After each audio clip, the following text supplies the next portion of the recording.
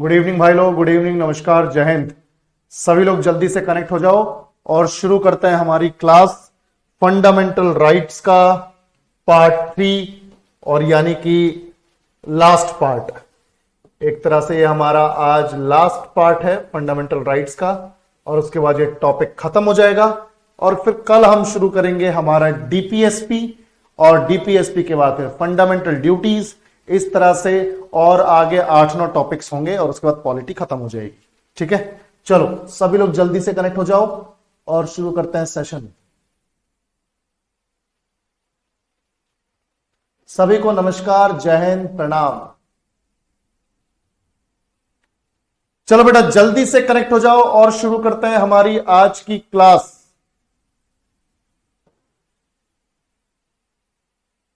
प्रणाम प्रणाम प्रणाम माही, प्रणाम। शुरू करें तो अपनी एटीएम की क्लास। ठीक है, आज कम क्यों नजर आ रहे हो भाई? आज क्या ऐसा त्योहार है? आज तो भाई दूज है। Good evening, good evening, good evening.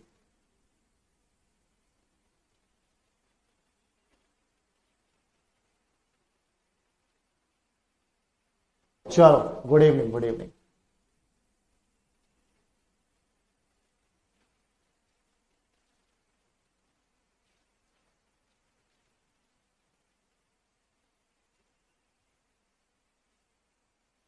चलो भाई शुरू करें। आज संडे है इसलिए कम है। अच्छा, समझ गए समझ गए।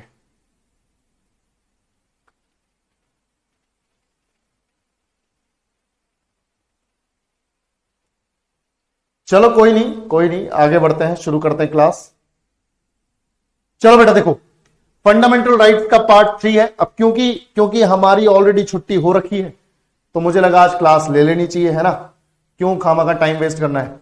चलो तो फंडामेंटल राइट्स पार्ट 3, और इसको शुरू करने से पहले आप सभी को बताना चाहूंगा, जो भी हमारे ऐसे स्टूडेंट्स हैं जो डायरेक्टली एटीएम में आ चुके हैं बिना बेसिक्स तैयार किए या बिना एडवांस तैयार किए, तो उन सभी से रिक्वेस्ट है कि एटीएम का कोई मतलब नहीं है अगर आपके बेसिक्स क्लियर नहीं है तो फटाफट से अपने इस ऑफर को ग्रैब करो, क्योंकि हो सकता है ये कल तक ही रहे और उसके बाद ये ना मिले आपको।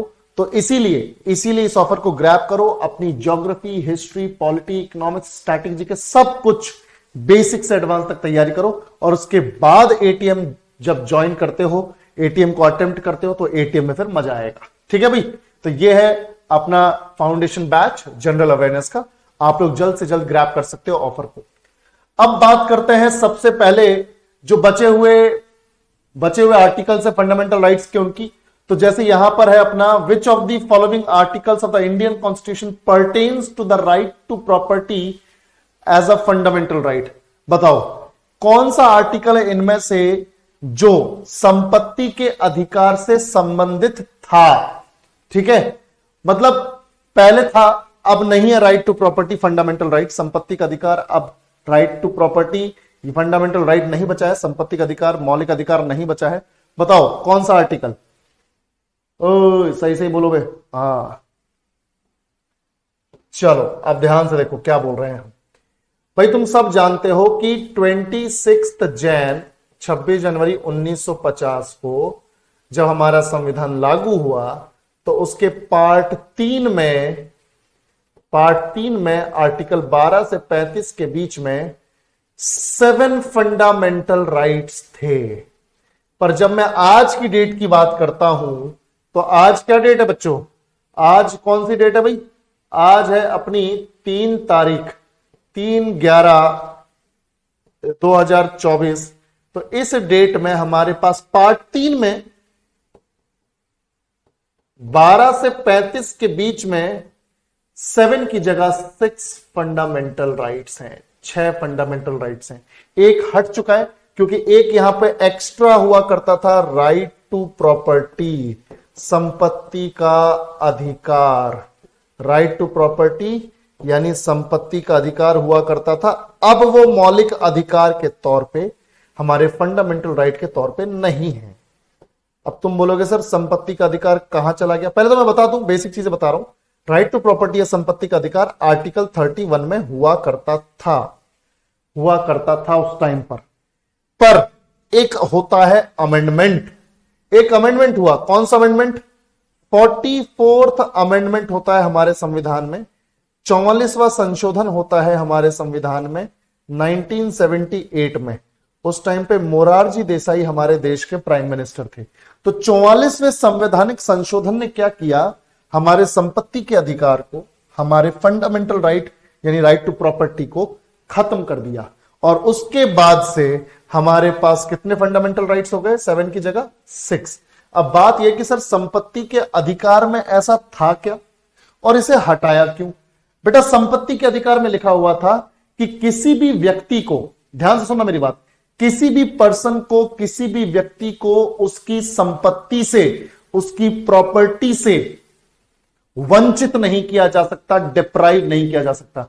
मान लो मेरे पास कोई प्रॉपर्टी है तो स्टेट यानी कि सरकार मुझसे जबरदस्ती मेरी प्रॉपर्टी नहीं छीन सकती। मान लो मेरे पास कोई जमीन का टुकड़ा है तो मेरी उस जमीन के टुकड़े को सरकार मुझसे जबरदस्ती नहीं छीन सकती थी।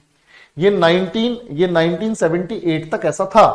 और अगर सरकार छीनती भी तो मैं ये अधिकार रखता था, क्योंकि मेरे पास संपत्ति का अधिकार मौलिक अधिकार है, फंडामेंटल राइट है।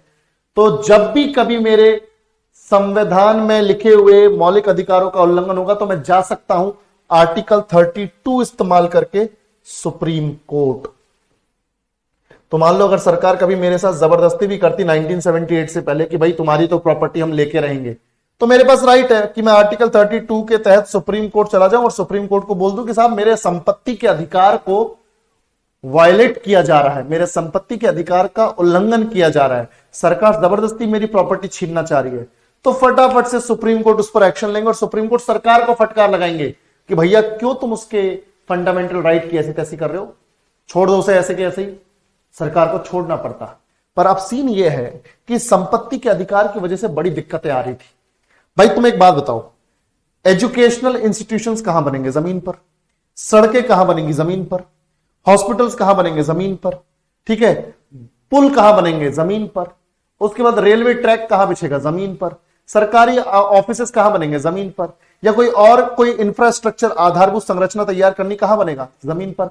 और जमीन, हर खेत सरकार का तो नहीं है, प्राइवेट इंडिविजुअल्स के हुआ करते थे, व्यक्तियों के हुआ करते थे। तो जब सरकार उनसे मांगती थी जमीन की भैया हमें सड़क बनानी है, अपनी जमीन दे दो, हमें रेलवे ट्रैक बिछाना है, जमीन दे दो, हमें ये एजुकेशनल इंस्टीट्यूशन या हॉस्पिटल बनाना है, जमीन दे दो, तो कई सारे लोग अड़ियल होते थे और वो मना कर दिया करते थे।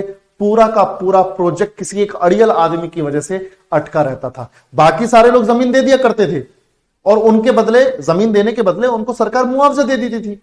सरकार क्या करती थी, जो भी सर्कल रेट होता था, जो भी प्राइस होता था उस जमीन का उस इलाके में, वो जमीन का पैसा सरकार उनको देती और जमीन ले लेती। भाई आपको जमीन के बदले आपका पैसा मिल रहा है, आप उस पैसे से कहीं और जमीन ले लो। पर कुछ अड़ियल होते थे, बोलते नहीं मैं तो जमीन नहीं दूंगा, इस जमीन को मेरा बेचने का मन नहीं है, चाहे सर्कल रेट पे दो या सर्कल रेट से 2 लाख रुपए फालतू दो, मैं नहीं दूंगा। अब ऐसे अड़ियल लोगों से बचने के लिए 1978 में 44th अमेंडमेंट आया और बोला कि भैया संपत्ति का अधिकार अब से कोई मौलिक अधिकार नहीं।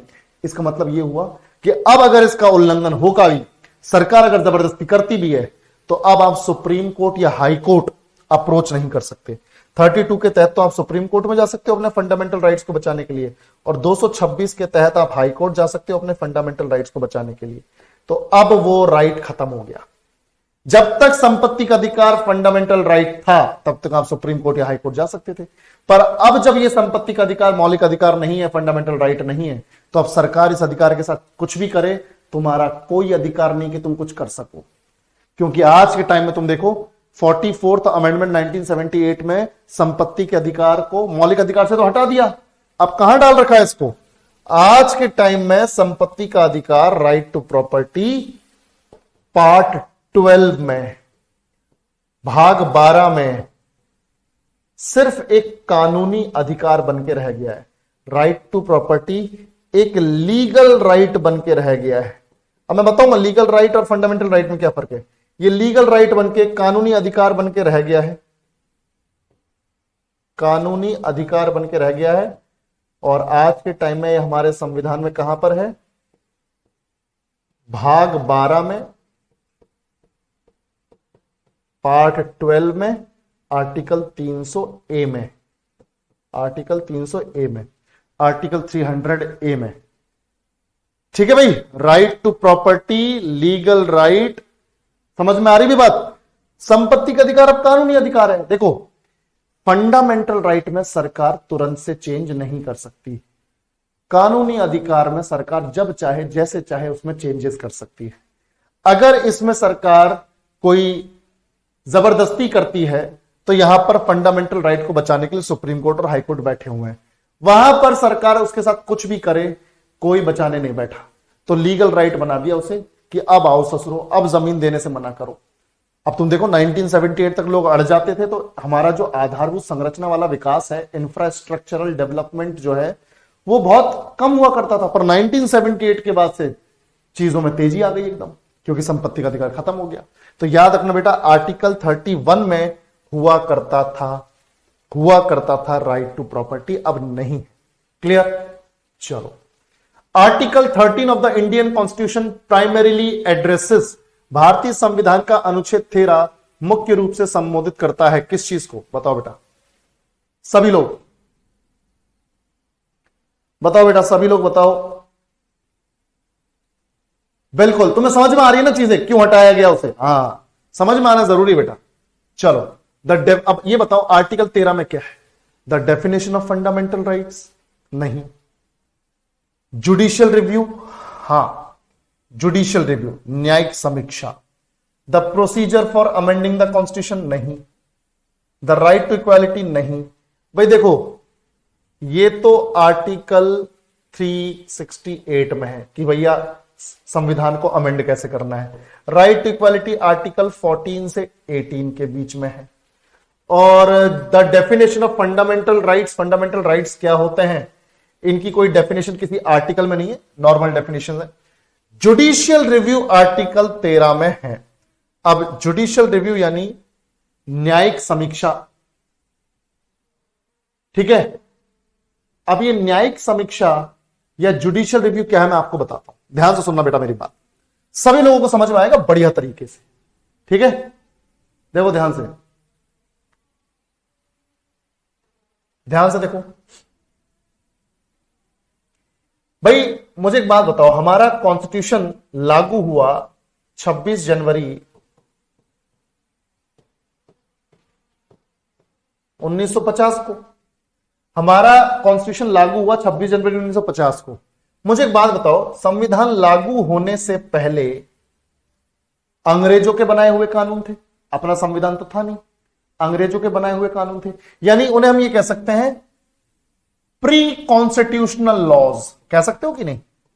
प्री कॉन्स्टिट्यूशनल लॉज यानी संविधान बनने से पहले के कानून, प्री कॉन्स्टिट्यूशनल यानी कॉन्स्टिट्यूशन से पहले के कानून, प्री कॉन्स्टिट्यूशनल लॉज यानी संविधान बनने से पहले के कानून। संविधान बनने से पहले के कानून तो अंग्रेजों के जमाने के कानून है। जब संविधान बना ही नहीं तो उससे पहले तो अंग्रेजों के कानून चल रहे थे अपने पास। फिर पोस्ट कॉन्स्टिट्यूशनल लॉज यानी जब संविधान बन गया उसके बाद भी तो हमने कानून बनाए हैं। ऐसा थोड़ी कि संविधान बन गया तो उसके बाद कानून नहीं बनाए, हमने बहुत सारे कानून बनाए। तो उन्हें बोला गया post constitutional laws. Post constitutional laws यानी संविधान बनने के बाद के कानून। अब ध्यान से देखो मैं क्या बोलूंगा, अभी समझ में आ जाएगा आर्टिकल 13 में क्या है जुडिशियल रिव्यू, क्या है न्यायिक समीक्षा। तो संविधान बनने के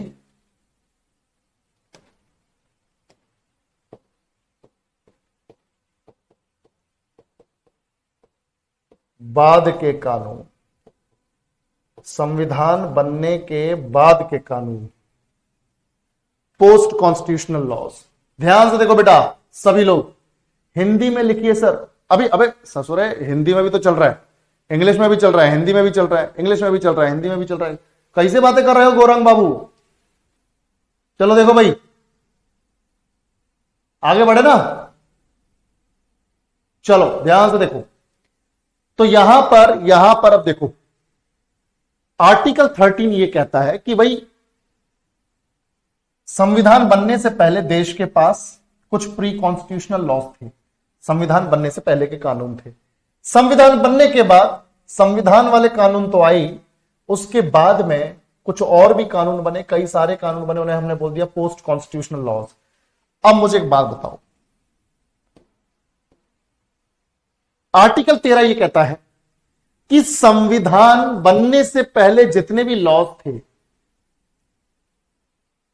हमारे कॉन्स्टिट्यूशन मेकर्स ने डिसाइड किया, हमारे संविधान निर्माताओं ने डिसाइड किया कि यार कुछ लॉज ऐसे हैं जो ठीक हैं, यानी जो हमारे संविधान के हिसाब से ठीक है, तो उनको तो हमने कंटिन्यू किया हमारे संविधान में। ध्यान से सुनना मैं क्या बोल रहा हूं। मैं ये बोल रहा हूं कि हमारे कॉन्स्टिट्यूशन मेकर्स ने देखा, हमारे संविधान निर्माताओं ने देखा कि यार अंग्रेजों के कुछ कानून, यानी संविधान बनने से पहले कुछ कानून थे जो अंग्रेजों के, वो ठीक थे, हमारे संविधान के हिसाब से वो फिट बैठते हैं, यानी वो हमारे संविधान के हिसाब से कंसिस्टेंट हैं, उनको आगे भी इंप्लीमेंट किया जा सकता है, हमारे संविधान में इंप्लीमेंट किया जा सकता है। अब प्री कॉन्स्टिट्यूशनल लॉज में कुछ लॉज तो ऐसे थे जो हमारे संविधान के हिसाब से थे, संविधान के हिसाब से बढ़िया है, संविधान के हिसाब से सही है, ठीक है भाई। कुछ लॉज तो ऐसे थे, कुछ लॉज संविधान के हिसाब से सही हैं और कुछ लॉज गलत थे, कुछ लॉज सही नहीं थे। अब सही नहीं थे तो कैसे नहीं थे मैं बताता हूं। कुछ लॉज सही नहीं थे, जैसे 1930 में, अब इससे तो पहले की बात है, 1950 से पहले 1930 में अंग्रेजों ने कानून बनाया था कि एक पर्टिकुलर कम्युनिटी के बच्चे जो हैं वो एजुकेशन नहीं ले पाएंगे भारत में। मुझे एक बात बताओ, एक पर्टिकुलर कम्युनिटी के बच्चे एजुकेशन नहीं ले पाएंगे भारत में, क्या ये हमारे संविधान के हिसाब से है कानून? क्या हमारा संविधान इस चीज को सपोर्ट करता है? यस और नो बताओ, जल्दी बताओ बेटा।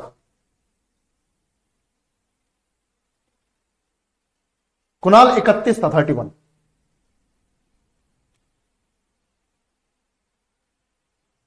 बताओ भाई, नहीं है ना भाई। अब कोई 1930 में कोई कानून बना रखा है कि एक पर्टिकुलर कम्युनिटी के लोग या बच्चे जो है स्कूल नहीं जा पाएंगे, तो ये तो हमारे राइट टू इक्वालिटी, समानता के अधिकार की ऐसी तैसी कर दी।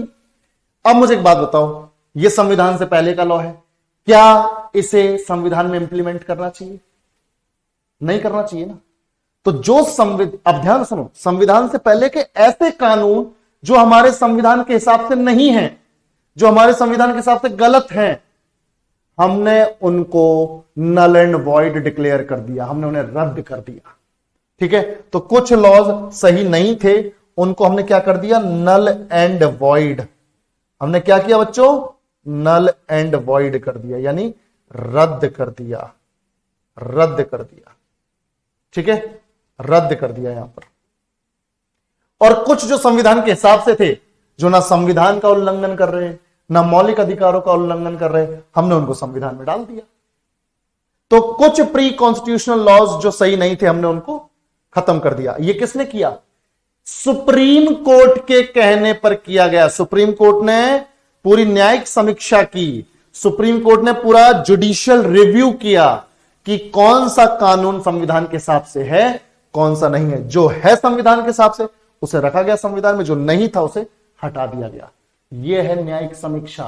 तो प्री कॉन्स्टिट्यूशनल लॉज तो कुछ ऐसे थे जो संविधान के हिसाब से थे, उनको रख लिया।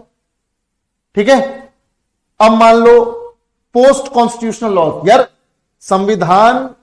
संविधान के बाद जितने भी कानून बने आज तक, 2024 तक, जरूरी थोड़ी है कि सरकार ने सब बढ़िया ही बनाए हैं।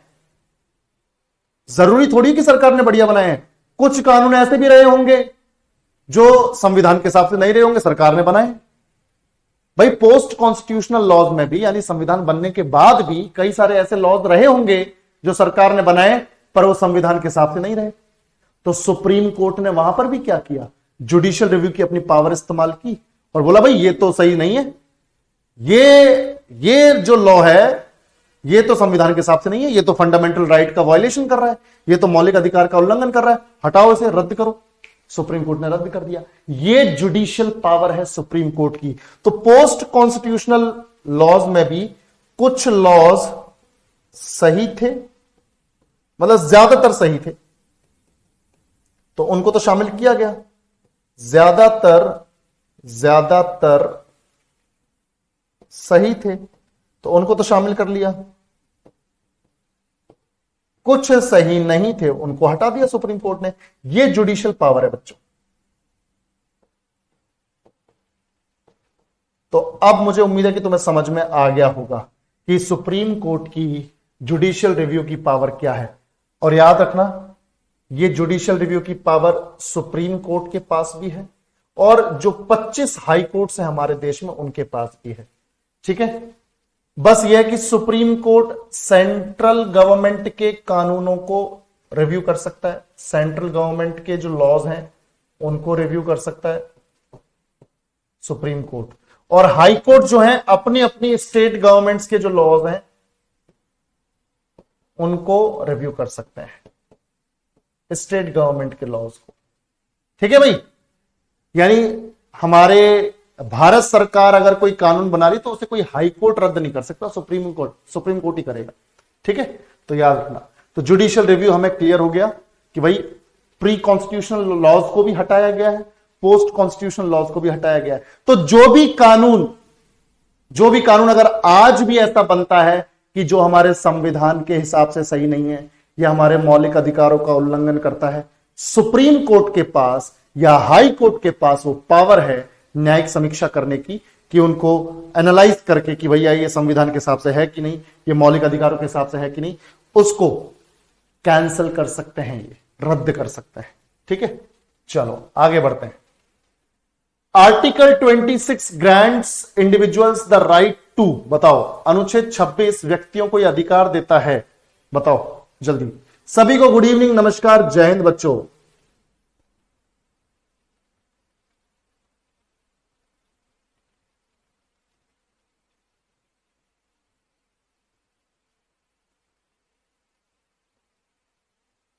सुप्रीम कोर्ट सिर्फ सेंट्रल गवर्नमेंट का करेगा। ठीक है, नहीं, माही गुप्ता, सुप्रीम कोर्ट सेंटर के लॉ को और हाई कोर्ट बना ना स्टेट के लॉ को हटाने के लिए। चलो, तो भैया आर्टिकल 26 ग्रांट करता है एक राइट, कौन सा, freedom to manage religious affairs, धार्मिक मामलों का प्रबंधन करने की स्वतंत्रता। भाई तुम सब जानते हो कि आर्टिकल 25 से लेके 28 तक धार्मिक स्वतंत्रता का अधिकार है, और पिछली क्लासेस में हम 25 को पढ़ चुके हैं, आर्टिकल 25 को पढ़ चुके हैं। तो 26, 27, 28 में यहां पे लाया हूं। तो धार्मिक स्वतंत्रता का अधिकार। अब बात यह है कि सर 25 से 28 में धार्मिक स्वतंत्रता का अधिकार है, right to freedom of religion है, पर किस तरह का फ्रीडम यहां पे दी हुई है, धार्मिक स्वतंत्रता का अधिकार, किस तरह का राइट है, किस तरह की स्वतंत्रता दी हुई है। तो एक एक करके बताता हूं। आर्टिकल 26 में देखो, आर्टिकल 26 में बोला हुआ है freedom to manage religious affairs, धार्मिक मामलों को प्रबंधन करने की स्वतंत्रता। इसका मतलब यह है कि एज अ सिटीजन मेरे पास ये राइट है, जैसे मैं हिंदू धर्म को बिलोंग करता हूं, तो as a citizen, as a Hindu मेरे पास ये राइट है कि मैं कोई रिलीजियस इंस्टीट्यूट बना लूं, कोई रिलीजियस संस्था बना लूं। ठीक है, कोई रिलीजियस संस्था बना लूं, कोई धार्मिक संस्था बना लूं और उसे रन करूं, उसे चलाऊं आराम से। धार्मिक संस्था के नाम पर तुम ये कह सकते हो कि मान लो रिलीजियस संस्था है, धार्मिक संस्था, मान लो मैंने अपने घर के आसपास कोई मंदिर बनवा दिया, अपने घर के आसपास कोई बढ़िया मंदिर बनवा दिया। अब उस मंदिर में धीरे धीरे लोग जो है आसपास के आने लगे कि यार बड़ा मंदिर बनाया, चलो वहां चल के आते हैं, और वहां पर वो चढ़ावा चढ़ा रहे हैं और कुछ दान कर रहे हैं, सोना दान कर रहे हैं, कुछ भी दान कर रहे हैं मान लो। तो मैंने रिलीजियस इंस्टीट्यूट बनाया, मंदिर में दान पुण्य का जो भी पैसा वैसा आ रहा है, सोना वोना चढ़ रहा है, ठीक है, तो वो सब अल्टीमेटली किसका हुआ? फिर मंदिर मेरा था, तो वो सारी चीजें भी मेरी हो रही हैं। पर जो भी चीजें आ रही हैं, जो भी चीजें चढ़ावे में आ रही हैं, पैसा हो, सोना हो, या कुछ भी हो, वो सब का हिसाब किताब रखना है मुझे बहुत सही तरीके से, ठीक है। और उसका इस्तेमाल मुझे अपने निजी यूज के लिए नहीं करना है, निजी इस्तेमाल के लिए नहीं करना है। मंदिर की देखरेख में, या फिर मान लो जो भी चढ़ावा आ रहा है, जो भी पैसा आ रहा है, मैं उससे कोई स्कूल खोल दूं, उससे कोई हॉस्पिटल खोल दूं, उससे कोई अनाथ आश्रम खोल दूं, यानी उस पैसे का इस्तेमाल किस लिए होगा? मान लो मैंने कोई रिलीजियस संस्था चलाई, कोई मंदिर शुरू किया, धार्मिक संस्था चला दी, और उसमें जो भी पैसा वगैरह आ रहा है, मैंने पूरी तरह से ईमानदारी से उसका इस्तेमाल चैरिटी के लिए किया। अब चाहे मैं गरीब बच्चों के लिए दान कर रहा हूं उस पैसे को, या फिर मैं कोई अस्पताल खोल रहा हूं, कोई एजुकेशनल इंस्टीट्यूशन खोल रहा हूं, यानी चैरिटी के पर्पस से आप धार्मिक संस्था इस्तेमाल कर सकते हो, बना सकते हो और उसको रन कर सकते हो, पर ईमानदारी से। कई सारे लोग इस तरह की संस्थाएं बना के पैसा खाने की बात करते हैं, पकड़े जाते हैं बाद में। तो ईमानदारी से आप रिलीजियस संस्था बनाओ, आपका इंटेंशन सही होना चाहिए कि जो भी चढ़ावा वगैरह आएगा उससे गरीबों की मदद की जाएगी, ठीक है। यानी उसका पूरा रिकॉर्ड होना चाहिए, कितना पैसा आया, कितना पैसा गया, कहां गया, सब क्लियर। ध्यान से देखो, इतना क्लियर है?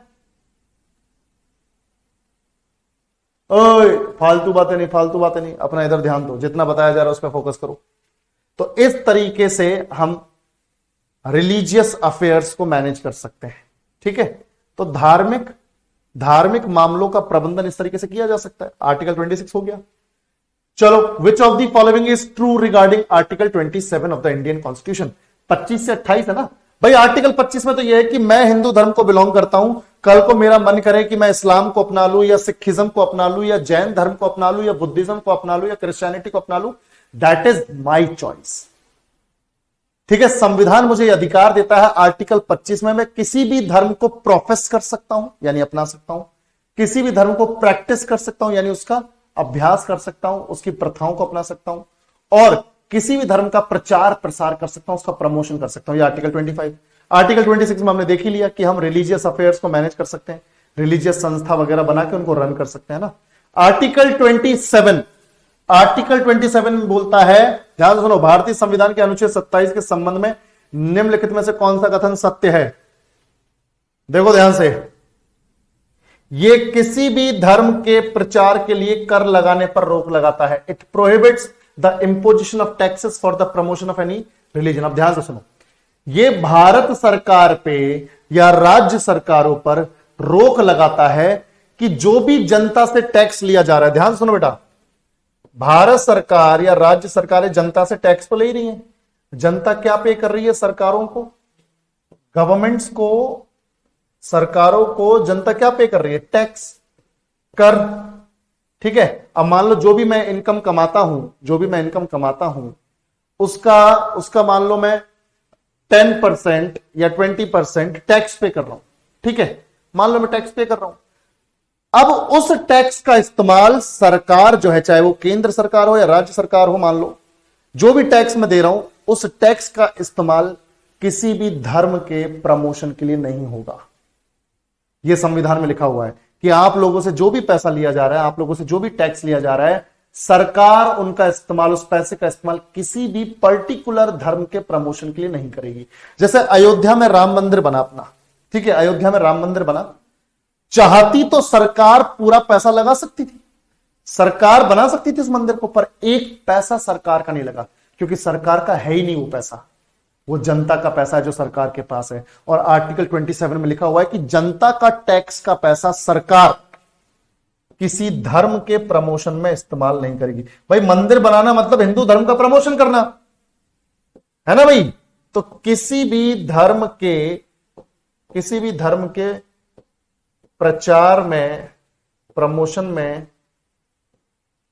यूज नहीं किया जाएगा। भाई चाहती तो सरकार खुद ही बना देती ना मंदिर, पर तुम देखो आज के टाइम में जितने भी मंदिर बने हैं बच्चों, जितने भी मंदिर बने हैं वो दान से बने हैं, डोनेशन से बने हैं। अयोध्या का राम मंदिर, जितने भी लोगों ने डोनेशन दिया, उस डोनेशन को बैंक में डाला गया, बैंक ने उस पर जो इंटरेस्ट दिया, ब्याज दिया, उसी से मंदिर बन गया। एक्चुअल रकम तो इस्तेमाल ही नहीं हुई। इतना 1000 करोड़ जो पैसा आया, ठीक है, इतना 1000 करोड़ जो पैसा आया वो बैंक में डाला, उस पर जो ब्याज मिला उससे मंदिर बन गया। तो सरकार ने एक पाई खर्च नहीं की मंदिर पे, क्योंकि वो कर ही नहीं सकती, क्योंकि संविधान में लिखा हुआ है कि जनता के टैक्स का पैसा सरकार किसी भी धर्म के प्रचार में यूज नहीं कर सकती। सीधी बात है। और ना ही हमारे लिए, अब देखो, हमसे जो टैक्स लिया जा रहा है उसका इस्तेमाल भी नहीं कर सकती सरकार, और ना ही हमें यह बोला जा सकता कि चलो टैक्स दो, एक नया टैक्स ला रहे हैं, मंदिर टैक्स या रिलीजियस टैक्स, सबको देना पड़ेगा अपने अपने धर्म के हिसाब से। ऐसा कुछ नहीं कर सकती सरकार। तो आर्टिकल 27 किसी भी तरह के टैक्स को लागू होने से रोकता है जो धर्म के प्रचार के लिए हो। ठीक है, यह आर्टिकल 27 हो गया। Article 33 of the Indian constitution empowers the parliament to, भारतीय संविधान का अनुच्छेद 33 संसद को यह अधिकार देता है। हम 32 ऑलरेडी कर चुके हैं, सब कुछ ऑलरेडी कर चुके हैं, अब 33 है। भारतीय संविधान का अनुच्छेद 33 संसद को यह अधिकार देता है, बताओ भाई कौन सा अधिकार देता है, किसी को मालूम है क्या? आर्टिकल 33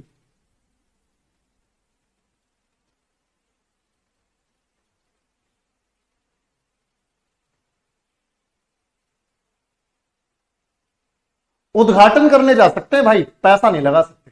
ठीक है, बाकी मोदी जी को अपनी सैलरी से कुछ दान करना हो तो कर सकते हैं। ठीक है, अपनी सैलरी से कोई दान करना चाहे तो कर दे, पर सरकार के पास जो टैक्स का पैसा जा रहा है उससे नहीं, खजाने, सरकारी खजाने से कुछ नहीं। ठीक है, समझ में आया? चलो जल्दी से 33 बताओ।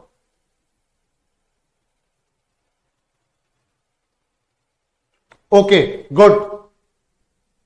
सशस्त्र बलों के सदस्यों और अन्य निर्दिष्ट व्यक्तियों के लिए मौलिक अधिकारों के आवेदन में बदलाव। Alter the application of fundamental rights to members of armed forces and other specified persons. अब मैं बताता हूं तुम्हें सीन क्या है। आर्टिकल 33 क्या करता है मैं आपको बताता हूं। देखो, आर्टिकल 33 हमारे इंडिया में कुछ नागरिकों के फंडामेंटल राइट्स पर रोक लगाता है। Article 33 restricts fundamental rights of some sections of Indian citizens। इसका मतलब क्या है? ध्यान से सुनना बेटा, मैं क्या बोल रहा हूं, बहुत इंपॉर्टेंट है ये। आर्टिकल 33 हमारे देश के जो नागरिक हैं, उन देश के नागरिकों में से कुछ लोग ऐसे हैं जिनके फंडामेंटल राइट्स को रोक लगा देता है, जिनके फंडामेंटल राइट्स को खत्म कर देता है एक तरीके से। आर्टिकल 33 हमारे देश के नागरिकों में से कुछ नागरिकों के फंडामेंटल राइट्स को खत्म कर देता है। बात यह है कि सर वो कौन से सम सेक्शंस ऑफ इंडियन सिटीजन्स हैं, कौन से लोग हैं जिनके फंडामेंटल राइट्स खत्म हो रहे हैं यहां पर। तो बेटा यहां पर देखो कौन कौन है। सबसे पहले तो यहां पर है मेंबर्स ऑफ आर्म्ड फोर्सेस। हमारी जो 3 फौज हैं, मेंबर्स ऑफ आर्म्ड फोर्सेस, जो हमारी 3 फौज हैं, हमारी 3 फोर्सेस हैं, उनके सदस्यों के फंडामेंटल राइट्स खत्म हो जाते हैं। जैसे ही आप सेना ज्वाइन करते हो, चाहे एयरफोर्स है, चाहे आर्मी है, चाहे नेवी है, आपने जैसे ही ये तीनों में से कोई भी सेना ज्वाइन की, आपके फंडामेंटल राइट्स उसी दिन खत्म।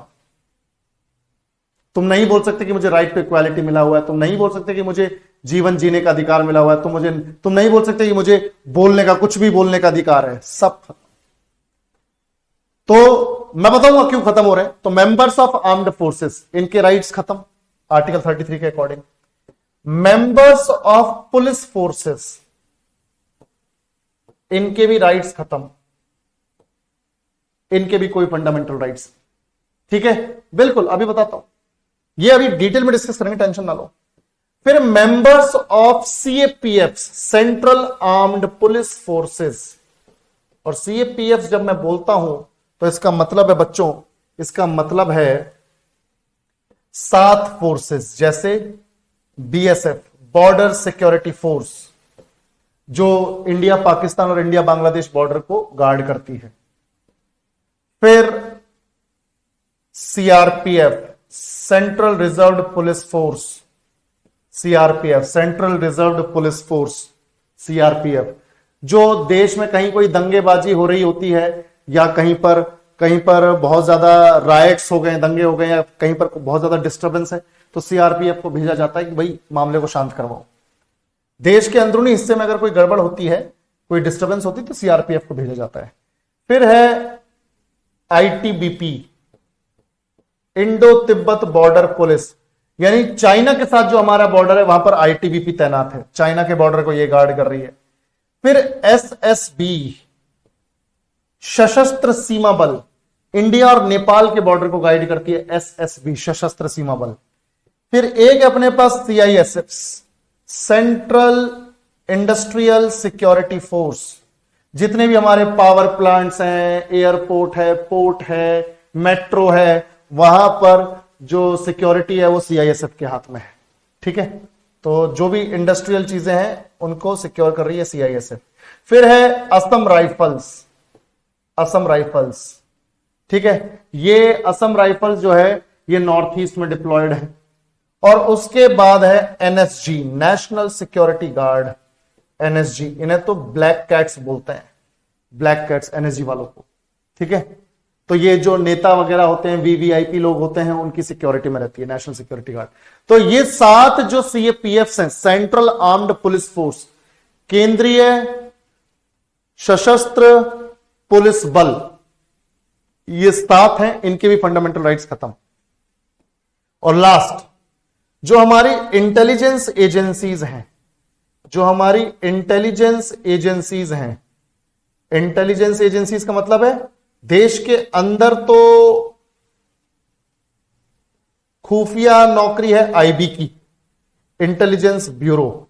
देश के अंदर जो जासूसी करती है वो है इंटेलिजेंस ब्यूरो। देश के अंदर कोई खतरा है तो उस खतरे को कौन आइडेंटिफाई करेगी? IB, intelligence bureau. और एक होती है raw, research and analysis wing, raw, ये देश के बाहर के ऑपरेशंस को देखती है। तो इनके तो लोगों का ही पता नहीं है ये कौन है, तो इनके तो फंडामेंटल राइट्स भूल ही जाओ। इनमें तो ये कोई तुम्हें बोलेगा कि मैं आईबी में हूं, कोई तुम्हें आके बोलता है कि मैं रॉ में काम करता हूं, कोई कुछ नहीं बोलता। इनको हक ही नहीं है, अधिकार ही नहीं कि अपनी आइडेंटिटी डिस्क्लोज कर दें, अपनी आइडेंटिटी बता दें किसी को। आईबी वाले या रॉ वाले पता है अपने आप को क्या बोलते हैं? हम सीबीआई में, हम सीआईडी में, ही बता ही नहीं सकते, डिस्क्लोज ही नहीं कर सकते, वरना इनकी जान को खतरा है। ठीक है भाई, बिल्कुल। तो ये जो लोग हैं इनके फंडामेंटल राइट्स खत्म। अब तुम खुद सोचो, आर्म्ड फोर्सेस में फंडामेंटल राइट्स क्यों खत्म किए हैं? अब मान लो सबको फंडामेंटल राइट्स मिले, मान लो राइट टू इक्वालिटी, सिपाही जाके जैसे ही मेजर साहब को सल्यूट करा, जैसे ही मेजर साहब सामने से आ रहे, सिपाही जो है सल्यूट कर रहा है, जय हिंद सर, मेजर निकल गया, बोला ठीक है, ऐसे करके मुंडी हिलाई, निकल गया। ये बोल रहा है, सिपाही बोल रहा है रुक रुक रुक रुक, मेजर साहब इधर आओ, मेजर साहब इधर आओ, मैंने आपको सल्यूट किया, आप भी करो मेरे। राइट टू इक्वालिटी है मेरे पास, समानता का अधिकार है, अगर मैंने आपको सल्यूट किया तो आप भी करोगे। भाई ये क्या था, समझ रहे हो तुम? डिसिप्लिन खत्म फौज का। फौज के अपने नियम हैं। मेजर का ऑर्डर सिपाही के लिए ऐसा ऑर्डर है कि जो उसकी जिंदगी बदल सकता है। मतलब सीनियर का ऑर्डर जूनियर को फॉलो करना ही पड़ेगा, यही डिसिप्लिन है। फंडामेंटल राइट नहीं चलेगा कि मेजर साहब मैंने तो आपको सल्यूट मारा, आपने नहीं मारा, अगली बार नहीं होना चाहिए। वो मेजर है, समझ रहे हो? हाँ बिल्कुल, समझ रहे मेरी बात? तो फौज में चलता है डिसिप्लिन, ना कि फंडामेंटल राइट्स। अब मान लो कि यहां पर ऐसा हो जाए कि फौज के जो सिपाही हैं वो भी, हेलो गाइस मेरा नाम है हवलदार ये, और आज मैं आपको लेके चलता हूं फौज के किचन में, चलिए देखते हैं क्या खाना बन रहा है। और ये देखिए हमारे हवलदार छग्गू राम आज मटर पनीर की सब्जी बना रहे हैं, तो गाइस मुझे ऐसा लगता है कि मसाला ज्यादा डल गया है, कल को पेट खराब हो सकता है। साला व्लॉगिंग चल रही है, समझ रहे हो? अगर आर्टिकल 19 दे दिया गया इनको, समझ रहे हो? आर्टिकल 19 दे दिया तो कुछ भी बोलने का अधिकार है, कुछ भी करने का अधिकार है। बोलेगा भाई मेरे को तो आर्टिकल 19 मिला हुआ है। तो ये डिसिप्लिन, ठीक है, ये डिसिप्लिन में रखने के लिए, ये डिसिप्लिन में रखने के लिए आर्मी के अपने नियम है, फंडामेंटल राइट्स नहीं चलते। समझ में आया सबको? क्लियर है भाई? बिल्कुल। तो ये हो गया अपना। फिर पुलिस फोर्सेस, तुम देखो पुलिस वालों को, जब वो पुलिस वाले, जब मीडिया वाले पुलिस वालों के पास पहुंचते हैं, सर वो केस के बारे में कुछ बताएंगे, सर केस के बारे में ये जांच पड़ताल कहां तक आगे बढ़ी है? पुलिस वाले क्या बोलते हैं, पुलिस के अफसर, देखिए जांच पड़ताल अभी चल रही है, जैसी कोई खबर मिलेगी आपको जरूर सूचित किया जाएगा, अभी के लिए आप जा सकते हैं, और अपना बोल के निकल जाते हैं। कोई फालतू चीज नहीं बोलते, क्योंकि उनको राइट ही नहीं है भाई, freedom of speech and expression है ही नहीं। क्लियर है? हाँ, तो ये है भाई, इसीलिए इन सभी, और मान लो इंटेलिजेंस एजेंसीज, एक बंदा है आईबी में भर्ती हो गया मान लो, और दुनिया को बता रहा, अरे आईबी में नौकरी लग गई है, जम्मू कश्मीर में एक ऑपरेशन है, उस आतंकवादी को पकड़ना है, व्लॉग बना रहा है, आज जा रहे हैं यहां पर कुपवाड़ा में, जम्मू एंड कश्मीर में, आतंकवादी इस घर में छुपा हुआ है, बस जा रहे हैं, चारों तरफ से घेर लिया है, साला आतंकवादी यूट्यूब खोल के देख रहा है, अच्छा ठीक है करते हैं इलाज। समझ रहे हो भाई? तो ये इसीलिए यहां पर इनके फंडामेंटल राइट्स खत्म है, ताकि डिसिप्लिन के साथ ये नौकरी करें और देश की सुरक्षा करें। क्लियर? चलो, तो भैया ये हो गया अपना आर्टिकल 33, जो फंडामेंटल राइट्स को रिस्ट्रिक्ट करता है, प्रतिबंधित करता है कुछ सेक्शंस ऑफ इंडियन सिटीजन को। तो कुछ सेक्शंस कौन से हैं? ये है वो, तो याद रखना आर्टिकल 33 से रिलेटेड है ऑप्शन बी। ठीक है, next article 34 permits the restriction of fundamental rights during, बताओ भाई, अनुच्छेद 34 मौलिक अधिकारों के प्रतिबंध की अनुमति देता है। आर्टिकल 34 भी मौलिक अधिकारों को कमजोर कर देता है, उनको प्रतिबंधित कर देता है। आर्टिकल 33 तो कर ही रहा था, आर्टिकल 34 भी करता है, पर किसी एक सिचुएशन में। कौन सी सिचुएशन में आर्टिकल 34 फंडामेंटल राइट्स को खत्म करता है? बताओ बताओ बेटा। बहुत बढ़िया, बहुत बढ़िया अमीय कुमार मिश्रा, वेरी गुड, सभी लोगों को शाबाश। बी, मार्शल लॉ के दौरान, मार्शल लॉ के दौरान फंडामेंटल राइट्स वीक हो जाते हैं। और मार्शल लॉ का मतलब क्या होता है? संविधान में ऐसा कोई वर्ड लिखा हुआ नहीं है, मार्शल लॉ जैसा कोई वर्ड लिखा हुआ नहीं है, पर ये अंडरस्टैंडिंग के लिए है कि सैन्य शासन, मार्शल लॉ मतलब सैन्य शासन। अब जैसे मान लो किसी इलाके में, पूरे देश में नहीं, किसी इलाके में मान लो बहुत ज्यादा दंगेबाजी हो रही है, बहुत ज्यादा हंगामा हो रहा है, और लॉ एंड ऑर्डर की ऐसी तैसी हो गई, कानून व्यवस्था की ऐसी तैसी होगी, पुलिस संभाल ही नहीं पा रही है, तब भेजा जाएगा आर्मी को कि आर्मी जाओ और भैया पूरा लॉ एंड ऑर्डर मेंटेन करो।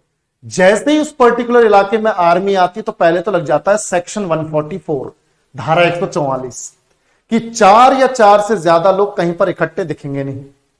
और उस टाइम पे ये नहीं होता कि उठा के इनको गिरफ्तार कर लो। अगर एक्सट्रीम कंडीशंस हैं, बहुत ही बुरा हाल हो रखा है, दंगे वगैरह बहुत ज्यादा हुए हैं, खून खून सब जगह, और वहां पे आर्मी पहुंच गई संभालने के लिए, तो कहीं तुम निकल रहे हो लॉलीपॉप हाथ में लेके, मुंह में लेके, हाँ चलो घूमने चलते हैं, चलो घूमने चलते हैं, और देख रहे हैं वहां पे फौजी खड़े हुए हैं, हेलो अंकल कैसे हो? अंकल बोल रहे हैं घर जा वरना ठोक दिया जाएगा यहीं पे। अरे ऐसे कैसे ठोक दिया जाएगा? मेरे पास आर्टिकल 21 है, right to live, protection of personal liberty. वो आएगा उधर से, उसके बंदूक तो रहती है, बोला बेटा झुक झुक जा, झुक जा, सीधा तुम्हारे पिछवाड़े पर ठोक देगा। समझ में आ रही है बात? वहां आपके फंडामेंटल राइट्स बेटा खत्म। ठीक है, खत्म। तो जहां मार्शल लॉ लगा हुआ है वहां पे बकलोली नहीं करनी है। तुम समझ रहे हो बकलोली की जगह मैं क्या बोलना चाहता हूं? ठीक है, पर तुम नहीं बोलोगे अभी कि मैं क्या बोलना चाहता हूं। तो जहां फंडामेंटल राइट्स खत्म हो रखे हैं, जहां पे मार्शल लॉ लगा हुआ है, वहां बकलोली नहीं, चुपचाप अपने घर में पड़े रहो। अगर बाहर निकलोगे तो खेला कर दिया जाएगा तुम्हारे साथ, बिल्कुल। ठीक है, बिल्कुल खेला हो जाएगा। ठीक है, तो ये हो गया आर्टिकल 34। क्लियर? चलो next, the heart and soul of Indian constitution is often referred to as, बताओ भारतीय संविधान के हृदय और आत्मा को अक्सर कहा जाता है। कौन सा आर्टिकल? कौन सा आर्टिकल बताओ बेटा?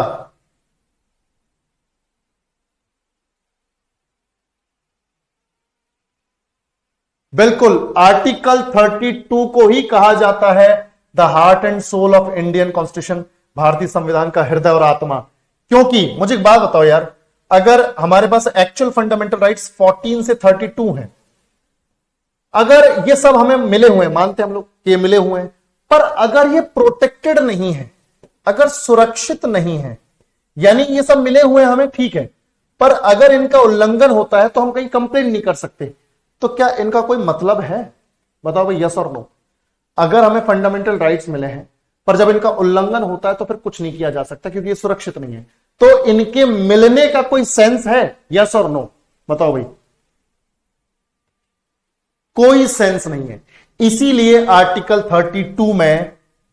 32 में यह बोला हुआ है कि जब भी किसी व्यक्ति के फंडामेंटल राइट्स का उल्लंघन हो, वायलेशन हो, जब भी किसी व्यक्ति के फंडामेंटल राइट्स का उल्लंघन हो, ध्यान से देखो बेटा, जब भी किसी व्यक्ति के फंडामेंटल राइट्स का उल्लंघन हो तो वो आर्टिकल 32 का यूज करके सीधे जा सकता है सुप्रीम कोर्ट, और सुप्रीम कोर्ट तो प्रोटेक्टर है ही फंडामेंटल राइट्स का। सुप्रीम कोर्ट को क्या बोला गया है? Protector and guarantor, fundamental rights का protector and guarantor, fundamental rights का संरक्षक और गारंटी देने वाला, तो सुप्रीम कोर्ट बचाएगा आपके फंडामेंटल राइट्स को। ठीक है, तो याद रखना, तो जब भी किसी व्यक्ति के फंडामेंटल राइट्स का उल्लंघन हो वो आर्टिकल 32 का यूज करके सुप्रीम कोर्ट जाए, अपील करे कि साहब मेरे फंडामेंटल राइट्स का वायलेशन हुआ है, उन्हें बचाया जाए। सुप्रीम कोर्ट तो प्रोटेक्टर एंड गारंटर है ही। सुप्रीम कोर्ट रिट इशू करके, ऑर्डर इशू करके, इलाज इशू करके, रिट होती है 5 तरह की, तो सुप्रीम कोर्ट रिट्स इशू करके आपके फंडामेंटल राइट्स को प्रोटेक्ट कर लेगा। और सेम काम हाई कोर्ट भी कर सकता है। यानी अगर आपको सुप्रीम कोर्ट नहीं जाना तो आप हाई कोर्ट चले जाओ, पर वहां पे आपको आर्टिकल इस्तेमाल करना पड़ेगा 226। ये हाई कोर्ट को सेम पावर देता है जो आर्टिकल 32 सुप्रीम कोर्ट को दे रहा है। ठीक है भाई, तो क्योंकि हमारे फंडामेंटल राइट्स आर्टिकल 32 में सुरक्षित हैं, इसलिए बाबा साहेब अंबेडकर ने आर्टिकल 32 को बोला है, डॉक्टर BR अंबेडकर ने आर्टिकल 32 को बोला है heart and soul of Indian constitution. यानी सभी मौलिक अधिकारों से जरूरी है आर्टिकल 32 की, क्योंकि ये नहीं तो बाकी मौलिक अधिकारों का कोई मतलब नहीं। तो डॉक्टर BR अंबेडकर ने बोला था आर्टिकल 32 को heart and soul of Indian constitution. Next, according to article 28 which type of educational institutions cannot provide religious instruction? ध्यान से देखो बेटा, according to article 28 which type of educational institutions cannot provide religious instruction? अनुच्छेद 28 के अनुसार किस प्रकार के शैक्षणिक संस्थान धार्मिक शिक्षा प्रदान नहीं कर सकते? कौन से प्रदान नहीं कर सकते? जो पूरी तरह से सरकार द्वारा वित्त पोषित हैं, जो पूरी तरह से सरकार द्वारा चलाए जा रहे हैं। अब जैसे मैं केवी से पढ़ा हूं, केंद्रीय विद्यालय से, तो पूरी तरह से सरकार द्वारा चलाए जाते हैं। जवाहर नवोदय विद्यालय, आप में से कई लोग पढ़े होंगे केवी से, जवाहर नवोदय विद्यालय सरकार द्वारा चलाए जा रहे हैं। ठीक है, समझ में आ रही है बात? सैनिक स्कूल हैं, मिलिट्री स्कूल्स हैं, तो जितने भी स्कूल सरकार के द्वारा चलाए जाते हैं पूरी तरह से, ठीक है, बिल्डिंग भी सरकार की, पैसा भी सरकार का, टीचर भी सरकारी, सब, तो ऐसे स्कूल्स में या ऐसे कॉलेजेस में या ऐसे एजुकेशनल इंस्टीट्यूशंस में किसी भी तरह का कोई रिलीजियस इंस्ट्रक्शन नहीं दिया जाएगा। ठीक है, मान लो स्कूल में सरस्वती पूजा है, या मान लो कॉलेज में सरस्वती पूजा है, और कॉलेज के प्रिंसिपल बोल रहे हैं कि सभी बच्चे कल सरस्वती पूजा अटेंड करेंगे, कल यज्ञ भी होगा, सब लोग यज्ञ में बैठेंगे। अब भाई कॉलेज में सिख भी है, क्रिश्चियन भी है, कॉलेज में मुस्लिम बच्चा भी है, कॉलेज में अपना जैन भी है, बुद्धिस्ट भी है, आप सबको कैसे ऑर्डर दे सकते हो? किसी के धर्म में, मान लो कोई किसी धर्म में यज्ञ की कोई परंपरा ही नहीं है, तो क्यों आएगा भाई? आपने कैसे ऑर्डर दे दिया? और वो भी सरकारी कॉलेज। तो ये उन बच्चों के जिनको दिया गया है, जो अलग धर्म के हैं, जिनको ये ऑर्डर दिया गया है कि भाई तुम भी आओगे, उनके तो फंडामेंटल राइट्स का वायलेशन हो गया, तो कंप्लेन कर सकते हैं, वो तो सुप्रीम कोर्ट, हाई कोर्ट जा सकते हैं। समझ में आ रही है बात? तो जो भी इंस्टीट्यूशंस पूरी तरह से सरकार द्वारा चलाए जा रहे हैं उनमें किसी भी तरह का रिलीजियस इंस्ट्रक्शन, धार्मिक निर्देश नहीं दिया जाएगा। क्लियर? तो याद रखना। चलो, तो बेटा इस तरीके से हमारा यहां पे आज का पूरा फंडामेंटल राइट्स का टॉपिक खत्म। एक तुम्हारा होमवर्क है, करके आओगे तो बताओ। एक होमवर्क है, बहुत बढ़िया होमवर्क। तुम्हें यह पता करके आना, कल डिस्कस करेंगे, क्लास जब शुरू होगी उससे पहले इसी को डिस्कस करेंगे। तुम्हें पता करके आना है कि कौन कौन से आर्टिकल्स फंडामेंटल राइट्स में, कौन कौन से आर्टिकल्स सिर्फ भारतीय नागरिकों को मिले हुए हैं। ठीक है? कौन कौन से फंडामेंटल राइट्स, तुम्हारा होमवर्क है ये, कौन कौन से फंडामेंटल राइट्स सिर्फ इंडियन सिटीजन्स को मिले हैं, फॉरेनर्स को नहीं मिले। क्योंकि कुछ फॉरेनर्स को भी मिले हुए हैं, पर कौन कौन से फंडामेंटल राइट्स है जो सिर्फ इंडियन सिटीजन्स को मिले हैं? Only to Indian citizens. ठीक है? ये तुम्हें पता करके आना है, कल डिस्कस करेंगे। ठीक है भाई? अमिया नहीं बाबू, एक्सप्लेन करना पड़ेगा। ठीक है? एग्जाम्पल देकर एक्सप्लेन करना पड़ेगा। तूने रटा हुआ, अच्छी बात है, शाबाश। चलो, क्लियर? तो आज का सेशन यही खत्म करते हैं। Thank you so much. कल मिलते हैं नए टॉपिक के साथ, DPSP, directive principles of state policy. ठीक है बच्चों? चलो, टेक केयर, बाय बाय।